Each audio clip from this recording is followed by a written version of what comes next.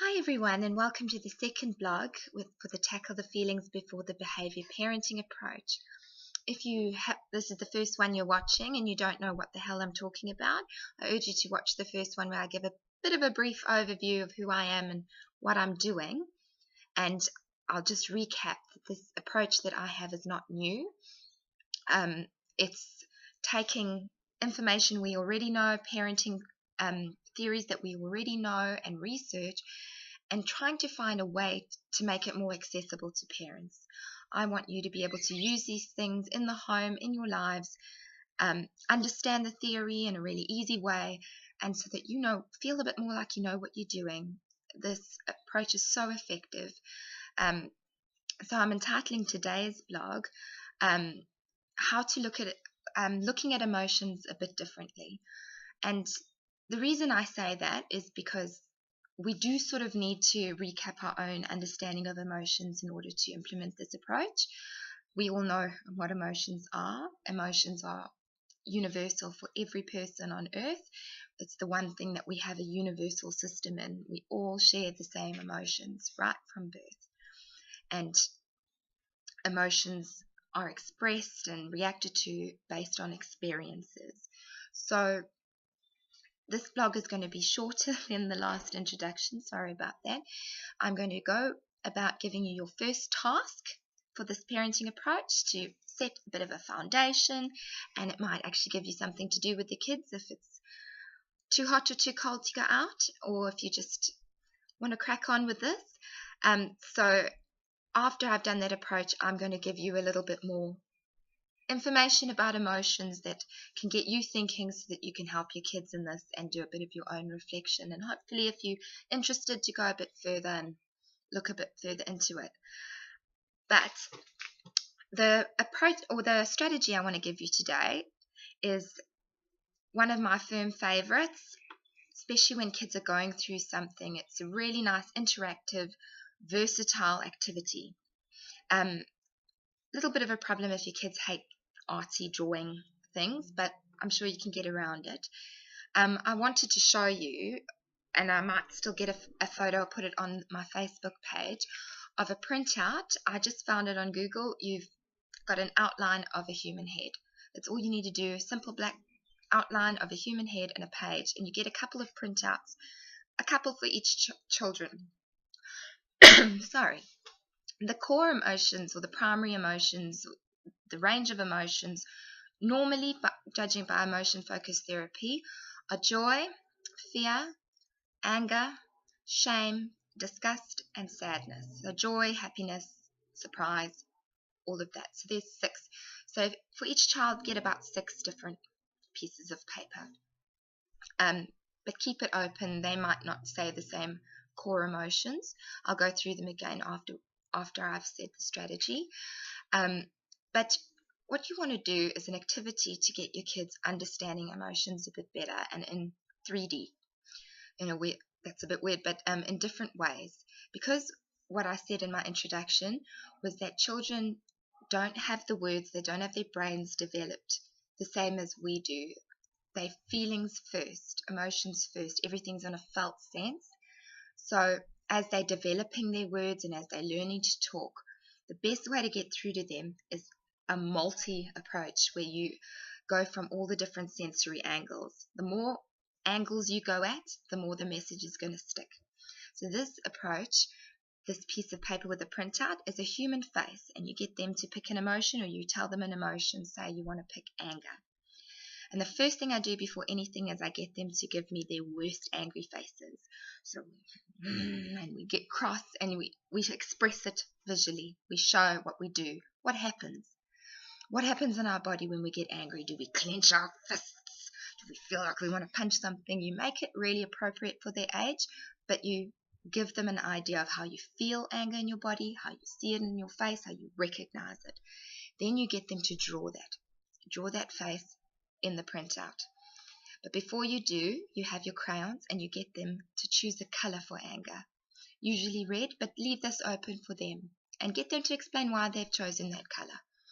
So get them to choose the color to represent the anger and get them to draw. Now you've shown them, that's a very important step, to do it in your face first and in your body. You can even do this without the printout. That's a really good thing. Show them expressions, and show them how to recognize it in their body. You might need to have a little think about how you experience anger first, or sadness or fear. What do you do? Do you shake? Does your heart beat? When you're sad, you cry. All those normalize all those things. And as you go through each of these things with the color and the facial expression, I like to get an old magazine, an appropriate one for them, and they cut out people who look angry or things that represent anger. It can be anything. It can be colors, it can be pictures. Nothing is wrong. Don't say anything's wrong. If they pick a smiley face, tease it out a bit. What makes this person angry? Does that smile make them angry? Really? So when I'm angry, am I smiling? Am I angry now? No. So they'll get it. And you, by correcting them, it's not wrong. It's getting them to figure it out. And you keep teasing it out. And this helps them to distinguish all the different emotions. Once it's done, bung a staple, and you've got an emotion book. And you can get them to decorate a nice cover if you want to draw it out a bit longer and make an activity of it and get creative. Sorry about that, I've got hay fever. So yeah, do that activity and keep referring to the book. Use this book as a tool and get it to be an opener for you to discuss emotions with your children. It's really fun, and you can make it as creative or as non-creative as you want to. I encourage creativity just because it's fun, and what the children will also get out of this activity is interaction with you and having you being the parent in the parenting role, explaining, nurturing, guiding. And this is a perfect opportunity to praise them, to get them to think, to do their own thing, and to really applaud their understanding of emotions and see where they're at, because you want to see where your children are at. You want to make sure they understand each and every one of those emotions and how to recognize it. Okay, so the second little bit I'm going to say about emotions to get you thinking a bit more, and what I wanted to go through is a bit about how emotions help us. So you look at them as in we just feel, but how do they help us? What do they do for us? And so I've got my little list here. I'm going to get this. They tell us what information is important. So when you're having a situation, they tell you what important information there is and what needs are not, what needs are being met, what needs are not being met. So that emotions are your biggest gauge for this. They help us survive by providing an efficient automatic way of responding. So if you're tuned into your emotions, you will generally get the gist of how you feel in a situation and what's going on for you very, very quickly. It's instant. It comes before your thinking and your behavior. Emotions come first. Tune into your emotions, you get immediate automatic responses. They prepare us for action, and that's involved with your needs and your wishes. So when you feel that you need something or you want something, that usually propels you to get motivated and determined to go and get that thing, do that thing, put things in place to achieve what you want to achieve.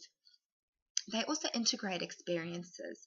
So they give us meaning and value and direction and help us to make sense of our world, make sense of how we feel. Make sense of our world, how we feel about things, how we experience the world and how we experience other people. They are forever giving us information. It is constant receiving of information, and we often avoid it, block it, interrupt it. We fear emotions. We compartmentalize them. We don't like negative emotions, but negative emotions such as anger and fear and disgust, those are all things when they're adaptive, when you are experiencing emotion in response to something that is making you angry or making you feel violated. It is a violating situation. When you're responding correctly and feeling those things, that is protecting you. Your anger protects you. Your fear protects you. So it's about teaching your children and inherently yourselves to have a more healthy relationship with emotions, to understand that even if they don't feel great, they're important. And it's not something to be feared, it's life. And so our behavior reacts to these emotions. So if we teach children to soothe and regulate and manage their emotions and give them strategies and coping skills and life skills to behave appropriately when they feel angry and when they feel sad, or finding ways to express that in a way that isn't harmful to them or other people, that is when a good peace can come, and you're not living in this fear, you're not being controlled by your emotions. And that is when you get that stability and that way of being that is a lot more relaxed, a lot more at peace, and you have a relationship with yourself. So that is my gift today. With that strategy I wrote, if there are people who won't be watching the video, so I will write it out on my Facebook page as soon as I can, and I'll get that down so that you can just see those steps again. I said that the primary emotions, I would say them again. So we get joy or happiness, number 1, fear, anger, shame, disgust, and sadness. Your 6 primary emotions. So that's your 6 pieces of paper that you'll need for the kids to go through. You can do them one at a time. Maybe it's a night activity. I don't know, but today's message is to start talking about emotions with your kids, and also to start thinking about emotions a bit differently. So I hope you have a great weekend, and I will be making another video soon. Thank you for listening. Bye.